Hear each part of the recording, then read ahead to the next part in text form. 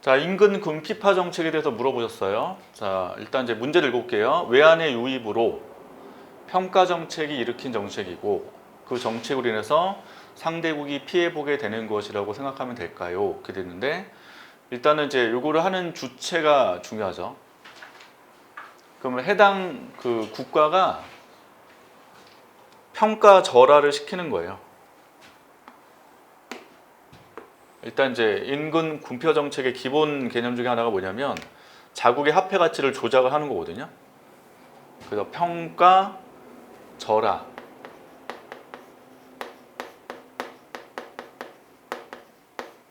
정책, 즉 화폐 가치를 조작을 한다라고 보시면 돼요. 화폐 가치의 조작. 그래서 인근 군표 정책을 하는 그 해당 국가는 보통 이제 큰 나라, 대국을 보통 의미하는 거고 그 나라가 자국의 화폐 가치를 조작을 하는 겁니다. 평가 절하로. 그러면 예를 들면 이제 미국 같은 경우에는 달러를 평가 절하시키는 거고,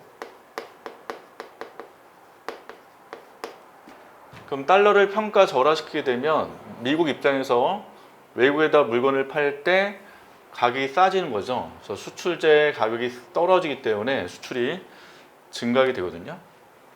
그래서 일단은 그 Y는 CIG NX에서 한번 설명을 들어보면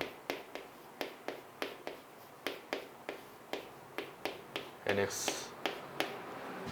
자, 여기는 소비와 투자, 정부 지출을 요거를 늘리는 정책을 경기 견인 정책이라고 해요.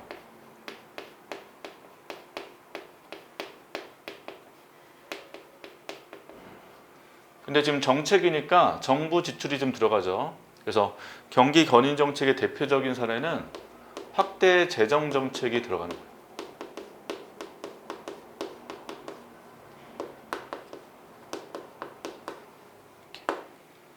그 다음에 지금 인근 군피파 정책은 경기 견인 정책에 반대되는 개념이거든요.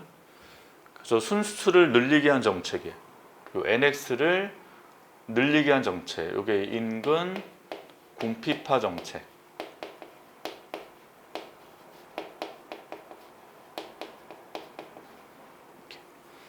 그래서 인근 군피파는 가장 기본은 확대 금융하는 거예요.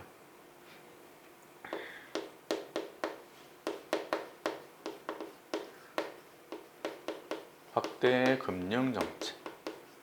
그럼 지금 미국의 사례 들어오면 달러를 평가 절하했다 라고 돼 있죠. 그럼 미국 입장에서 확대 금융했다는 거죠. 저걸 그대로 적용하면 그러면 예를 들어서 미국이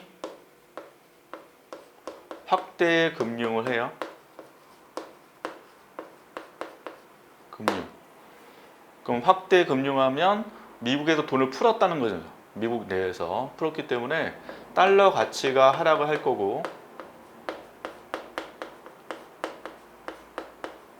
하락.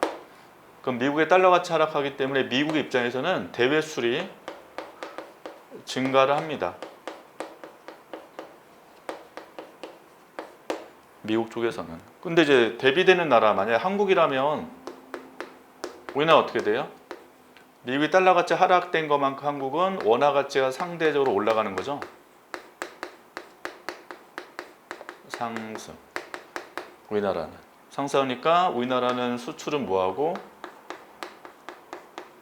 감소하고 수입은 증가하게 돼요. 그러니까 한국은 지금 경제가 안 좋아진다는 거죠. 순수출이 감소하니까. 그래서 미국이 행한 요 정책이 옆에 있는 나라한테 영향을 준다는 겁니다. 이걸 뭐라 한다? 인근 군피파. 옆에 나라를 군피파게 만드는 정책. 이렇게.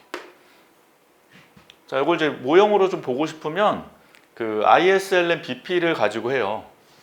그래서 왼쪽, 오른쪽 두 개 그려놨는데 왼쪽은 미국이라고 보시면 되고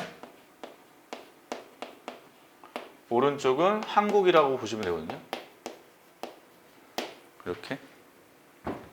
자, ISLN BP 그려볼게요. RY 해놓고 미국 입장에서 수평.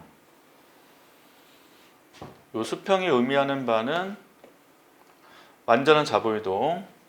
그래서 자보이등이 완전하다면 BP를 수평 그렸고, 그다음에 우상향 LM, 우하향 IS 이렇게. 그럼 여기서 우리가 이제 국내 금리와 국제 금리가 같다고 했는데 현재 미국은 대국이니까 이 자체가 국내 금리면서 세계 시장에 영향 미치는 국제 금리를 볼 수 있단 말이에요. 그래서 여기가 RF, 그러니까 미국 금리인데 여기에 국제 금리가 되는 거죠.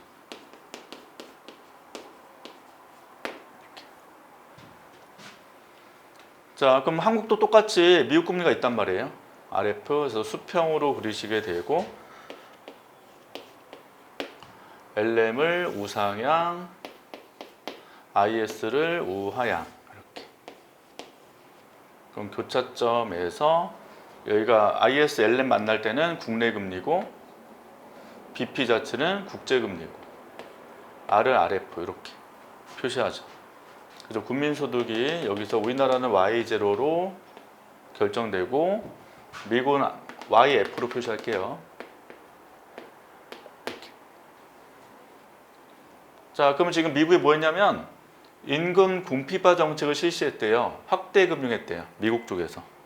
그럼 확대 금융은 무슨 곡선 움직여요? LM 곡선이 우측으로 이동하죠. 여기 우측으로 이동해요. 그럼 균형이 A에서 B로 가면서 국내 금리가 떨어지잖아요. 근데 이게 뭐예요? 국제 금리죠. 미국이니까. 자기네 금리니까. 그러니까 BP가 동시에 움직여줘야 돼요. 이렇게. 미국의 그림을 그린다면. 그러면서 미국 쪽은 국민소득이 YF1으로 이렇게 증가하는 거죠. 미국 쪽은. 그럼 한국은 어떻게 됩니까? 한국은 미국 금리가 떨어지기 때문에 국제금리 떨어지기 때문에 BP 곡선이 밑으로 이동하셔야 되죠.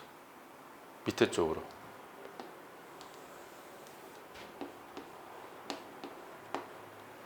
자, RF가 이렇게 움직여 주셔야 되면 국내가 국제보다 높아지는 거죠. 이제 다시 미국에서 금리가 떨어졌기 때문에 한국은 여전히 국내금 높은 상태. 그럼 외환이 어디로? 한국으로 유입이 되는 거예요. 우리나라 쪽으로. 그래서 한국으로 외환이 유입이 되고요. 우리나라 이제 변동환율 제도니까 변동환율 제도에서는 환율이 떨어지죠.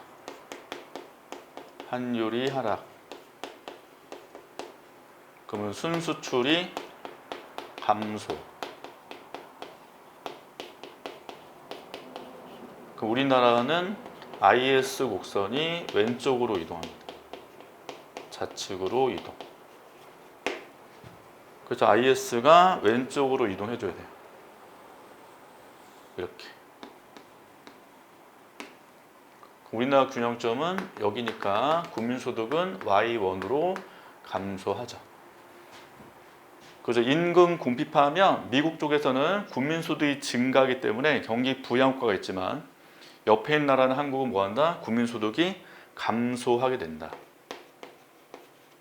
그러니까 한국은 지금 피해를 본다라고 그림으로 설명할 수 있습니다. 그래서 요거에 대한 정의를 정확히 해주시고 임금 궁핍화 정책이라는 것은 외환의 유입으로 하는 게 아니라 해당 미국이 환율을 조작을 하는 거예요. 평가절하 정책. 근데 평가절하할 때 가장 기본이 자기네 화폐 가치가 떨어지도록 하는 방법이기 때문에 통화량을 늘리면 되거든요. 그럼 통화량 늘리는 가장 기본은 확대 금융 정책이겠죠. 그래서 미국에서 확대 금융 정책이 시작이 되면 달러 가치가 떨어지기 때문에 그게 이제 평가절하 정책을 시작한 거고 이게 옆에 있는 나라 어디 한국에 부정적 영향을 주는 경우를 임금 궁핍화 정책이라고 한다는 거죠. 그래서 그 정책으로 인해서 상대국 여기 우리나라 볼 수 있죠. 한국이 피해 보게 되는 것. 요거는 임금 궁핍화 정책이라고 정의를 해주시면 됩니다. 근데 이제 한국도 소득이 주기 때문에 여기 미국에 다시 영향을 줘요. 우리나라에 소득이 주면 어떻게 돼요? 미국의 입장에서는 수출이 줄죠. 우리나라의 수출. 그래서 미국의 대한 수출이 한국에 대한 수출이 다시금 감소하기 때문에 이거는 실제로 부메랑처럼 미국도 타격받는 거예요. 그래서 임금 궁핍화가 이제 자기 나라만 좀 이득을 얻기 위해서 실시한 정책이지만 장기로 보게 되면 부메랑처럼 돌아와서 오히려 해당 정책을 실시한 나라도 피해를 볼 수 있다는 게 임금 궁핍화 정책, 이렇게 정의를 해주시면 되겠습니다. 이거는 이제 국제금융 파트에 있고요. 그 다음에 요 IS, LN, BP 모형 써가지고 설명을 많이 하기 때문에 한번 알아두시면 좋겠습니다.